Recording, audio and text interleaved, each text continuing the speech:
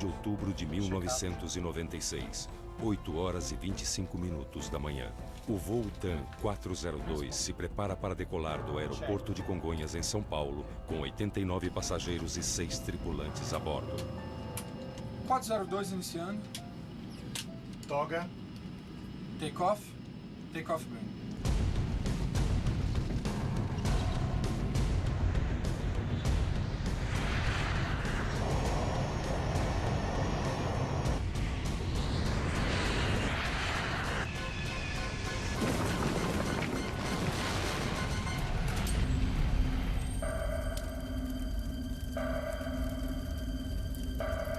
Eu e a minha esposa estávamos na janela, né? Antes de descer as escadas para a sala, aí que a gente escutou aquele barulho. Quando nós descemos, na sala estava tudo em chamas. Saímos por outro lado, por aqui não dava para sair, que estava muito fogo. Mas vimos aí a rua, uma água correndo com o querosene, tudo pegando fogo, os carros. O trem de pouso tinha ficado em cima no quarto. Uma peça enorme, né? Coisa terrível. E mais ainda quando eu fiquei sabendo, quando eu tive a oportunidade de conversar com os meus pais, que eles escaparam por segundos de esse trem de pouso ter esmagado os dois na cama. Horrível. Houve a chegada primeiro de uma viatura de bombeiros do aeroporto. E depois de uns 5, 10 minutos que eu estava aqui no local, que chegaram os bombeiros, a polícia militar. A minha preocupação quando eu cheguei ao local era saber se eu tinha gente precisando de um socorro imediato. O coronel Leopoldo, responsável pelas ações do Corpo de Bombeiros no local da tragédia, lembra cada detalhe. Era uma ladeira, a gente fechou a parte de cima, fechou a parte de baixo, proibindo o acesso de pessoas e veículos. A gente presenciou cenas horríveis, corpos sendo retirados mutilados, queimados. O avião caiu a 2 quilômetros do aeroporto, sobre casas e pequenos prédios de um bairro residencial. Naquele horário da manhã, muitos moradores já haviam saído para trabalhar. Ainda era impossível saber o número de vítimas no local.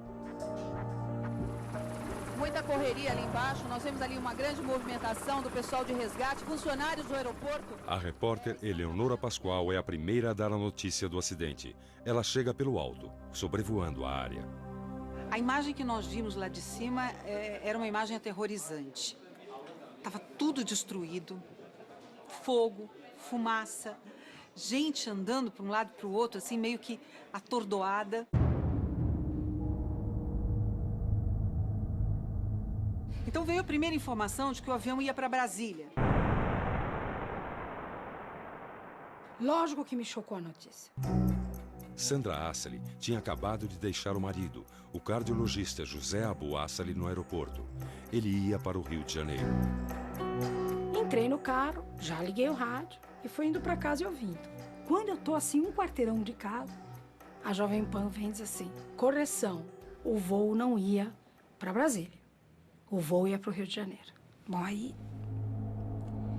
mais uma negação. Tem várias pontes aéreas, sai um atrás do outro, não é ele.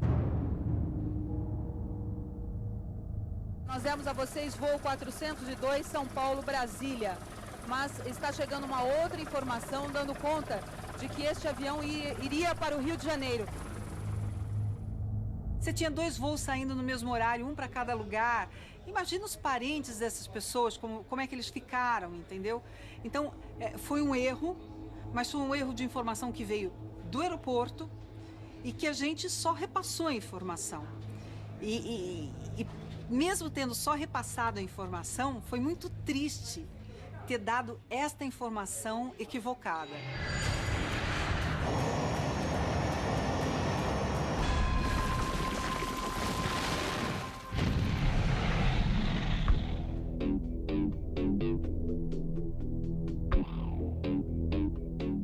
acidente da aeronave, nós, em cerca de 5 a 10 minutos, fomos chamados por um telefone vermelho, que é um sistema de comunicação entre todas as unidades da aeronáutica.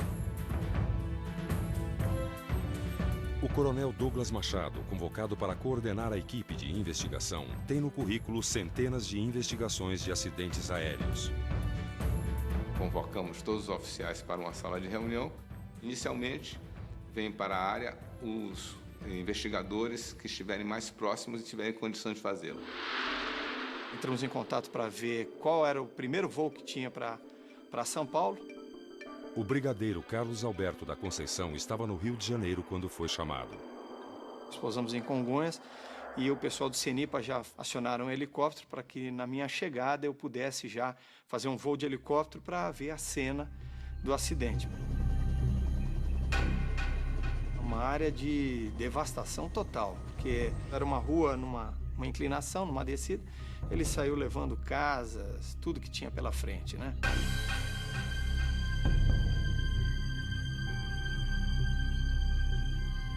O que causou até um impacto grande em toda a mídia, e a gente viu várias fotos, foi a colocação dos corpos enfileirados na via pública.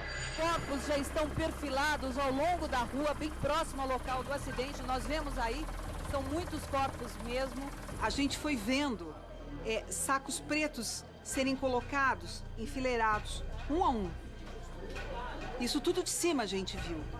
Então, uma coisa que a gente conversava dentro do helicóptero é: imagina o que é estar lá embaixo. Nós tínhamos lá, nesse acidente, casas sendo saqueadas, pessoas pegando pertences de vítimas. Então, um caos, né? A preservação dos indícios do acidente são fundamentais para o investigador. E naquela condição de área urbana, é muito difícil você, de imediato, manter essa estabilidade. O que atrapalhou foi um grande conflito existente entre pessoas que estavam ali envolvidas. Não só corpo de bombeiro, como polícia militar. Funcionários da prefeitura chegando, com máquinas, entrando junto com os bombeiros para tirar peças do lugar. Quer dizer, não, o que faltava mesmo, que era visível, era isso, faltava uma coordenação dos trabalhos. Sempre ocorre alguma divergência, porque quando a gente está com todo o trabalho, toda a mentalização da equipe voltada para um possível sobrevivente, a gente tem que parar com as investigações.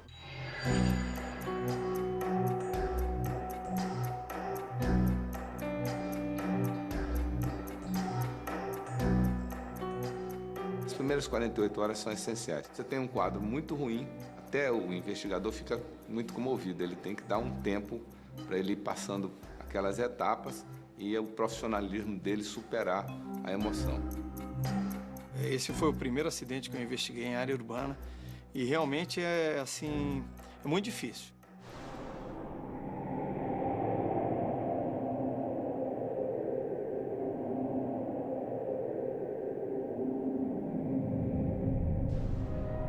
Você chega num local, numa cena de um acidente, você vai analisar alguns indícios, vai ver posição do trem de pouso, o flap, posicionamento dessas superfícies aerodinâmicas e de motor, para ver se ele bateu com potência, sem potência, se ele estava funcionando ou não.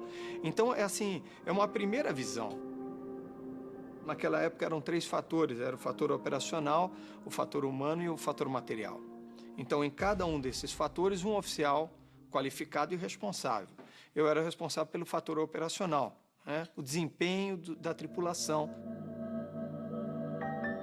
O interessante de um acidente em área urbana é que o tamanho da área em que se desenvolve o acidente é muito pequeno. As paredes, os edifícios, os postes, todos os obstáculos criam dificuldade para o impacto, então o avião não se desloca muito. E neste primeiro contato com o cenário da tragédia, os investigadores já levantam algumas hipóteses. Era um motor dentro de um quarto e o avião de cabeça para baixo, então já indicando um tipo de perda de controle. Hipóteses que só podem ser confirmadas com a análise das caixas pretas, localizadas pelos investigadores logo nas primeiras horas após o acidente. Elas estavam inicialmente bem danificadas, né? Ela é uma caixa laranja, na cor laranja, né? Para fácil identificação. Essa especificamente do 402 estava cinza escuro para preto, né? As caixas pretas são enviadas para os laboratórios da NTSB em Washington.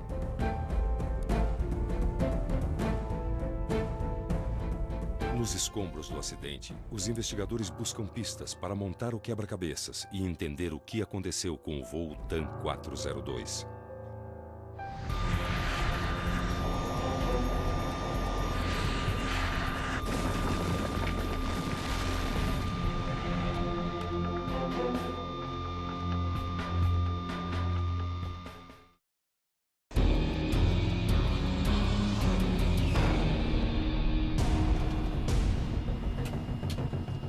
.02 iniciando. Toga. Take-off. Um Fokker 100 da TAM cai sobre várias casas em uma trágica decolagem do aeroporto de Congonhas, em São Paulo. O acidente provoca uma grande destruição e 99 mortes, 89 passageiros, 6 tripulantes e outras 4 pessoas em solo. Os investigadores procuram pistas em meio a um cenário devastador. Depois da ação inicial, eram transportados não só motores, as principais peças, tudo, para um hangar, de forma que a gente pudesse fazer uma avaliação mais precisa, montar aquele quebra-cabeça desse acidente. Peças pequenas, algumas coisas, foram parar, inclusive, num lixão. Quando nós soubemos disso, nós mandamos, inclusive, um oficial nosso para lá, para recolher tudo isso que tinha sido indevidamente levado. A velocidade com que tomaram as iniciativas de tirar as peças do lugar, eles queriam limpar a área o mais rápido possível para restabelecer a luz, a energia elétrica e essas coisas que eram do interesse deles. Aí o que fizeram? Começaram a tirar os destroços com escavadeira, de modo que muita coisa importante foi perdida naquela hora. Os motores e o painel de controle do Fokker 100 foram enviados para análise no Centro Tecnológico da Aeronáutica, localizado em São José dos Campos, a 80 quilômetros de São Paulo. Engenheiros da Fokker e da Rolls-Royce, fabricante dos motores, acompanharam as análises. São testes e mais testes, uma série de laudos técnicos. Nós tivemos análise de peças não só aqui no Brasil, como no exterior. No processo, os investigadores também vasculham o histórico do voo TAM 402. Eles checam todas as informações do Departamento de Aviação Civil e da empresa aérea. A gente tem liberdade, né? Pegar os dados do piloto na ANAC e o file dele na empresa. Também qualquer desvio de comportamento, qualquer coisa, o médico da empresa também participa e o médico, normalmente do CENIPA ou do CEMAL, juntos começam a analisar passo a passo do que aconteceu. O comandante José Antônio Moreno, 35 anos, casado, pai de uma menina, tinha mais de 6.000 horas de voo e trabalhava na TAM há 5 anos. O copiloto Ricardo Luiz Gomes Martins, 28 anos, 3.000 horas de voo, solteiro, estava na companhia aérea há apenas 6 meses. No que concerne à situação psicológica e biológica dos pilotos, nada foi constatado, nem do comandante, nem do copiloto. O Moreno, que era o comandante, ele era super experiente na aeronave, um piloto muito bom da companhia. E o copiloto também era um bom piloto, mas ele era pouco experiente na aeronave. O pouco experiente que eu digo, não é que ele era inabilitado, não. Ele tinha poucas horas de voo naquele equipamento. Então, essas horas de voo eram suficientes para ele operar. Tanto é que ele foi checado, tipo, uma semana antes. Avaliado tanto no aspecto de procedimentos normais, emergências, simulador, tudo.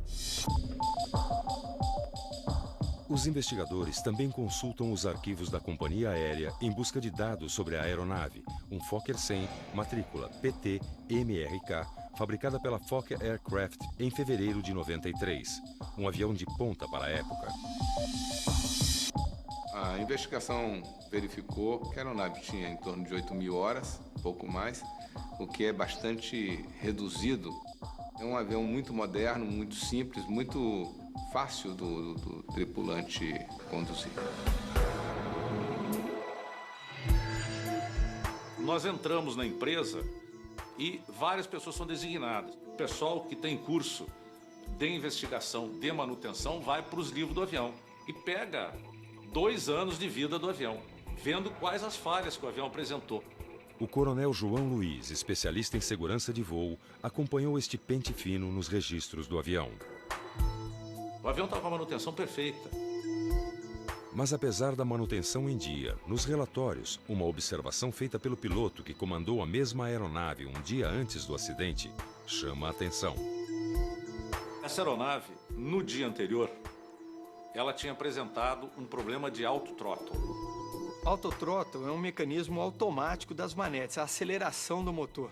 Clica aqui em 2 botõezinhos, ele vai sozinho, ele ajusta para a potência certinho.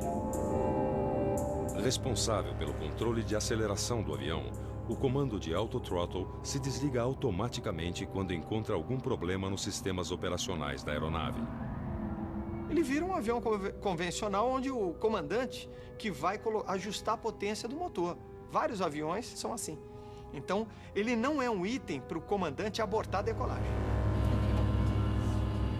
O autothrottle ele não é motivo para se parar um avião e tampouco motivo para um acidente aeronáutico. O comandante Carlos Camacho, diretor de segurança de voo do Sindicato dos Aeronautas, também acompanhou as investigações. Evidentemente, se você tiver uma informação anterior de que um determinado equipamento da aeronave está apresentando algum tipo de problema, você vai decolar com esse problema na sua própria cabeça. E isso poderá ter uma influência nos desdobramentos de algo que possa estar vindo e que não seja aquele evidente equipamento que esteja com a sua pane ou com uma pane que possa levar a um acidente. Foi reportado, os pilotos receberam um avião sabendo que um dos canais do autothrottle estavam fora. Então, eles já sabiam. A fase inicial da investigação ainda não apresenta nenhuma pista contundente, até que surge uma testemunha-chave, que pode dar um novo rumo às investigações. Eu fui gritando pra pista, né? Eu fiquei... O que eu faço pra ajudar? É um negócio que... parecia um pesadelo. Você não acredita no que tá vendo. Né? Foi um negócio muito rápido.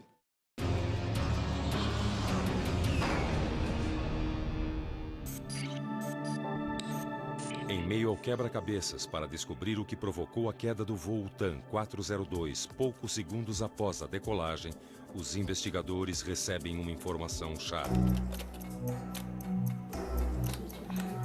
Qual é o seu nome? Antônio Bueno.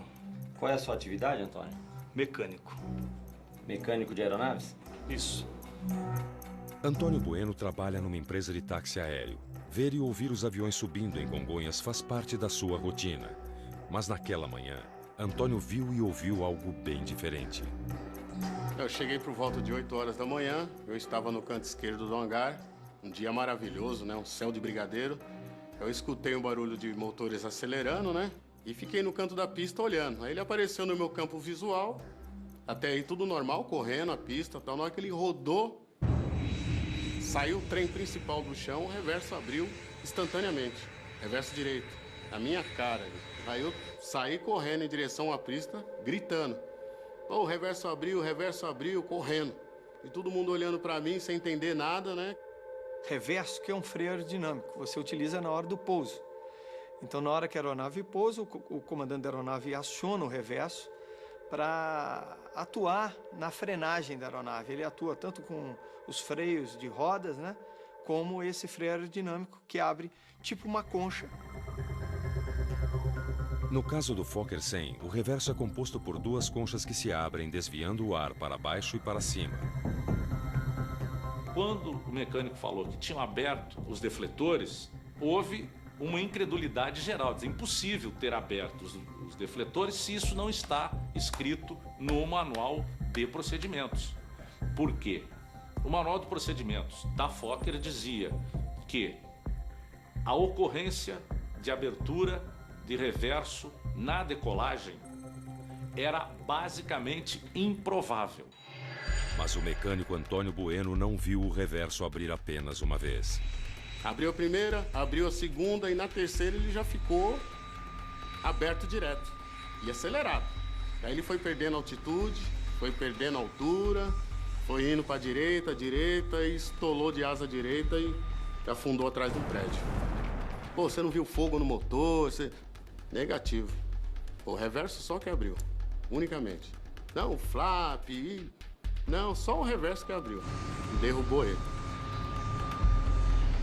Uma testemunha, como um mecânico que está ali na hora da decolagem, observando a aeronave, esse tem um peso muito grande. E aí, quando o mecânico disse que viu, praticamente nós reduzimos a hipótese a duas coisas. Uma, apagamento do motor em voo. Segunda, abertura do reverso, que é muito pouco provável, mas tem uma testemunha. Ainda incrédulos com a possibilidade do reverso ter aberto na decolagem, os investigadores testam os motores do Fokker nos laboratórios de São José dos Campos. No caso dos motores, eles foram examinados aqui, né? Nós examinamos tudo aqui até onde a gente podia. Nas análises, eles verificaram que os motores estavam funcionando e os motores estavam dentro do que era esperado. Os investigadores do TAM 402 já sabem que a aeronave estava com a manutenção em dia e os motores em perfeitas condições. No comando, um piloto experiente, credenciado como instrutor naquele tipo de aeronave.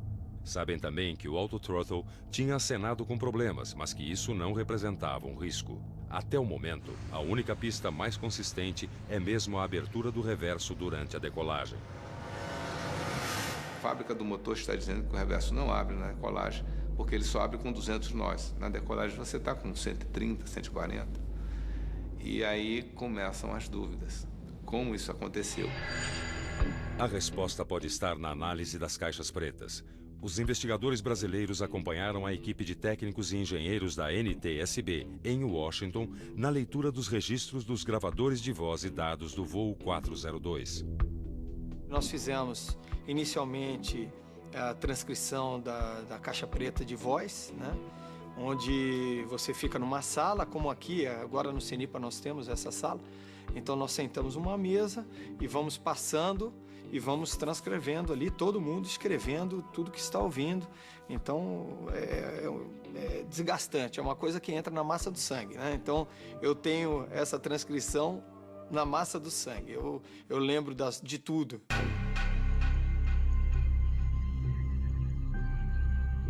Você ouve inúmeras vezes para descobrir um determinado som ali na cabine. Pô, será que nesse momento ele está fazendo isso, aquilo? Será que esse barulho é característico de um flap, de um interruptor? Que interruptor é esse? E depois dessa transcrição, fizemos a transcrição toda de dados. São 106 itens que você vai... você, como investigador, que vai pedir o que você quer. E com a análise do gravador de dados de voo, finalmente os investigadores começam a confirmar algumas suspeitas. Checando a caixa preta, a gente tinha já a ideia de potência, de reverso aberto, estava bastante claro. Precisava agora harmonizar a caixa preta de dados com a caixa preta de voz.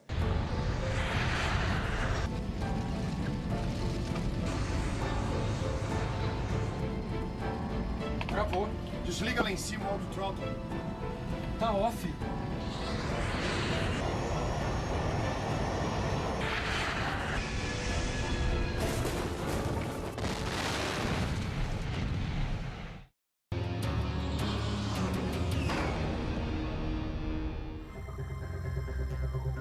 A análise das caixas pretas do TAM 402 reforça as informações levantadas pelos investigadores até aquele momento. A primeira delas é um diálogo entre comandante e copiloto, confirmando que sabiam do problema com o autothrottle. Lembra que o outro comandante disse que deu problema no autothrottle, tá? Ok. Tanto Moreno como o copiloto já estavam com isso na cabeça, que eles tiveram um problema do autothrottle, mas ele voltou ao normal. Então, na hora da decolagem, ele ajusta lá e inicia com o autothrottle. No meio das duas manetes tem um botãozinho, AT, autothrottle. basicamente seria manetes em automático. O computador, de acordo com a temperatura, com a pressão, com a altitude, ele calcula qual a potência ideal para tirar o avião do chão.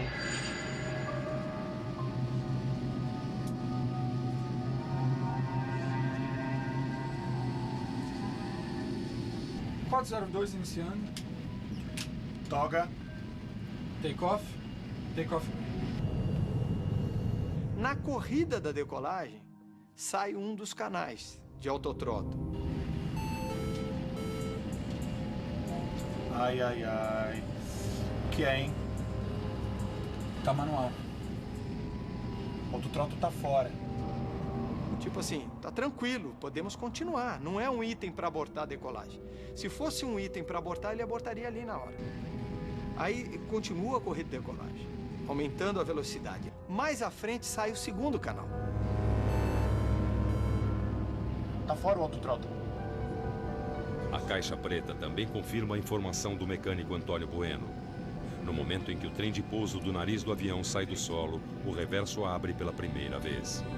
No primeiro segundo, já dá o primeiro ciclo, primeira ciclada do reverso.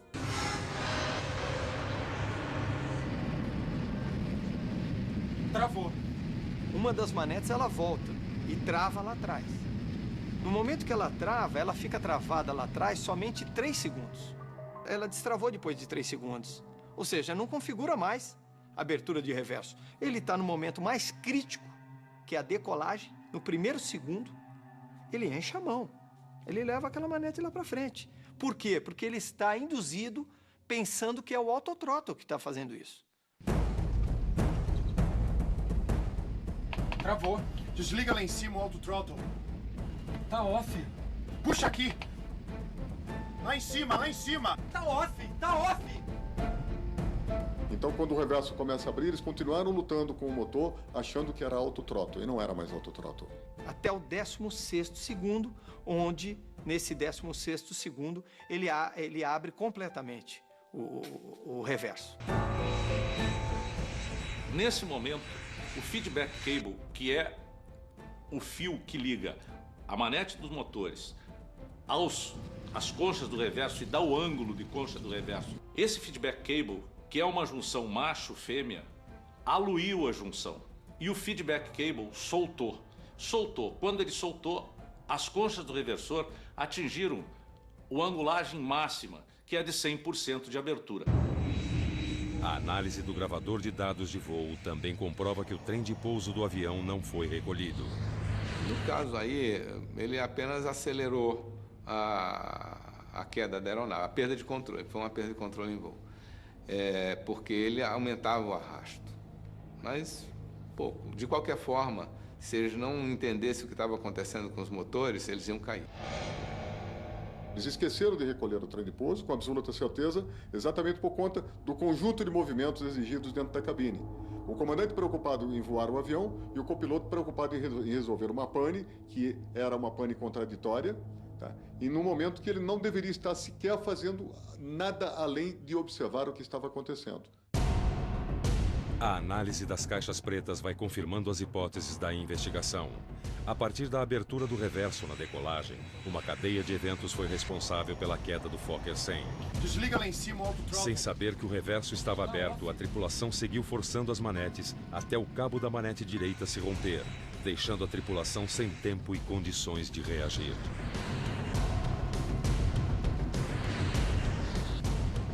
Puxa aqui. Lá em cima, lá em cima. Tá off, tá off.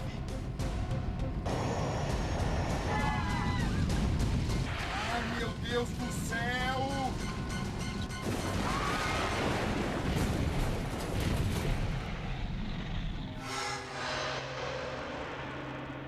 Mas uma pergunta continua sem resposta. Por que o reverso do avião abriu na decolagem?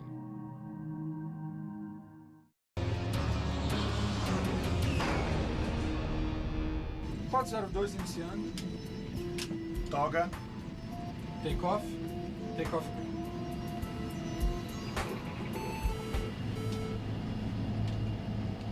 Ai, ai, ai. O que é, hein? Tá manual.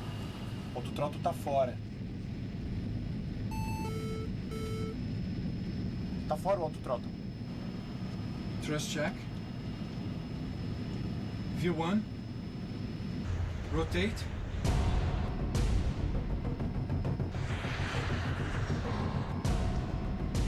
Travou. Desliga lá em cima o autothrottle. Uma única pergunta persiste na investigação do acidente do voo TAM 402. Por que o reverso do Fokker 100 abriu em plena decolagem? O comandante, em dado momento, diz: desliga aqui, desliga o autothrottle.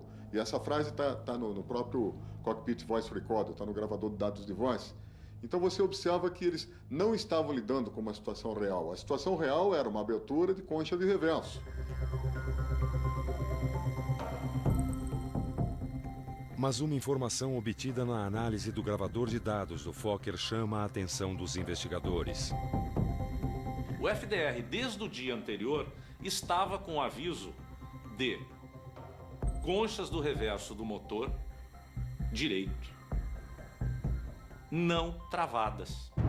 Para descobrir por que as conchas do reverso não estavam travadas, a equipe de investigação testa todos os dispositivos elétricos do avião, principalmente os relés, que funcionam como interruptores do sistema.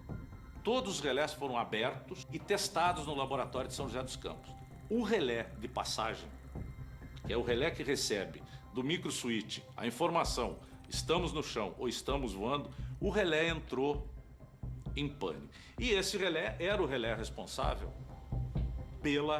pelo comando de liberação de energia hidráulica, elétrica para os reversores, entre outras. Nas análises junto ao fabricante, os investigadores descobrem que o sistema de alimentação elétrica dos reversores tinha passado por uma modificação. A Fokker, quando fez o Fokker 100, ela fez um avião para pousar em pistas curtas. Logo, com o uso do reverso, full, alguns operadores reclamaram que o sistema de reverso do avião estava pendurada na barra essencial. E se eu tiver uma pane elétrica da barra essencial na hora do pouso, como é que eu vou acionar o reverso numa pista curta? A Fokker emitiu então um boletim avisando a todos os operadores do avião para mudar a alimentação do reverso para a barra de bateria. Mas para alguns especialistas em segurança de voo, com a modificação, o sistema de travamento dos reversores se torna mais frágil. Essa inversão promovida por essa modificação, permitia que o reverso fosse operacionalizado de outra forma e considerada insegura até mesmo nos próprios relatórios de acidente aeronáutico, dos quais nós tivemos conhecimento, onde diz que a probabilidade da ocorrência da abertura de um reversor em voo se tornou de uma possibilidade em 1 milhão, quando na anterior era uma possibilidade em 1 bilhão. Os investigadores já sabem por que o reverso abriu durante a decolagem, mas ainda precisam descobrir por que o painel do avião não indicou qualquer aviso de pane para os pilotos. Uma análise do projeto elétrico e do sistema de avisos à tripulação revela que na modificação feita pela Fokker, alguns alertas, inclusive o de reverso aberto, permaneciam inibidos durante parte da decolagem. O objetivo era não tirar a concentração da tripulação com avisos de panes improváveis. O fabricante disse o seguinte: é seguro o suficiente pelos testes que nós fizemos. Então o que aconteceu na realidade? O relé deu o curto-circuito e no painel do avião os pilotos não sabiam. Os investigadores descobrem que em 1995 a TAM enviou uma carta para a Fokker pedindo informações sobre a modificação. E a Fokker respondeu que não havia probabilidade do reverso abrir em voo, porque não existia no manual de procedimentos e panes esse treinamento. Então os pilotos não eram treinados no simulador para a abertura do reverso da decolagem. O relatório final do CENIPA foi concluído 1 ano após o acidente. A investigação aponta 3 itens que levaram à queda do TAM 402. A falha no relé, a fragilidade da junção do cabo de retorno das manetes e a falta de treinamento da tripulação para a abertura de reverso na decolagem. Normalmente 95% dos acidentes aéreos são por problemas humanos, ou seja, a atuação do piloto em cima da máquina. Tanto faz seu controle, tanto faz seu piloto, mas é ação humana na máquina.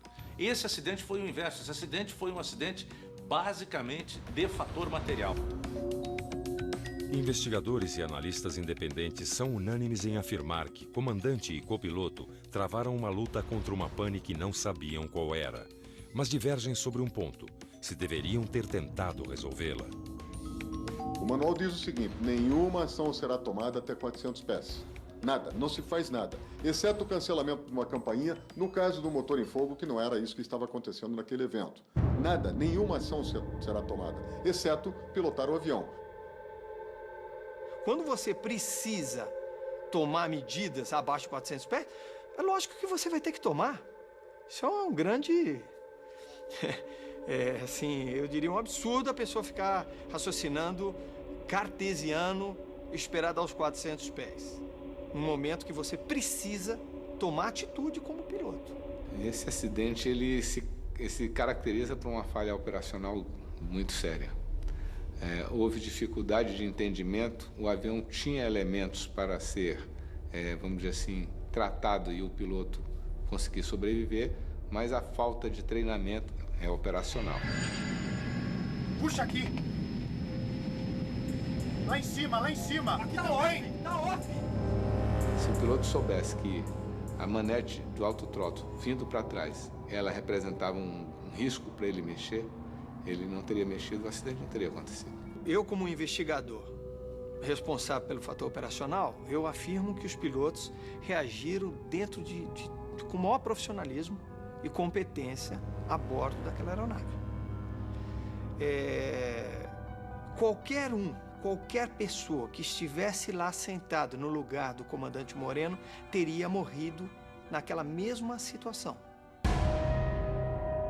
Quase 2 décadas após a tragédia do TAM 402, muitos ainda se perguntam: um acidente com estas características pode acontecer de novo?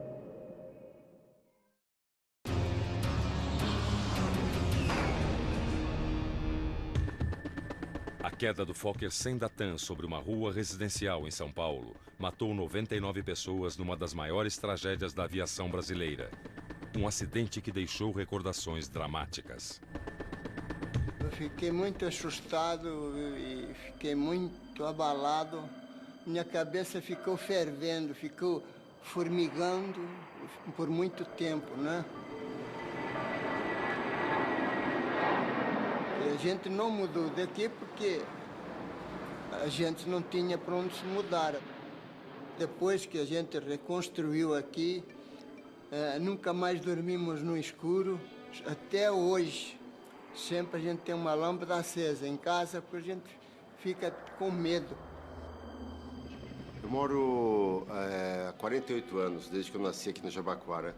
Eu não tenho medo de que caia outro avião aqui. Caiu, foi uma fatalidade, uma sucessão, como todo acidente aéreo, é uma sucessão de falhas ou problemas, ou erro humano misturado com falhas técnicas. Muito difícil, é uma coincidência muito grande que caísse outro aqui.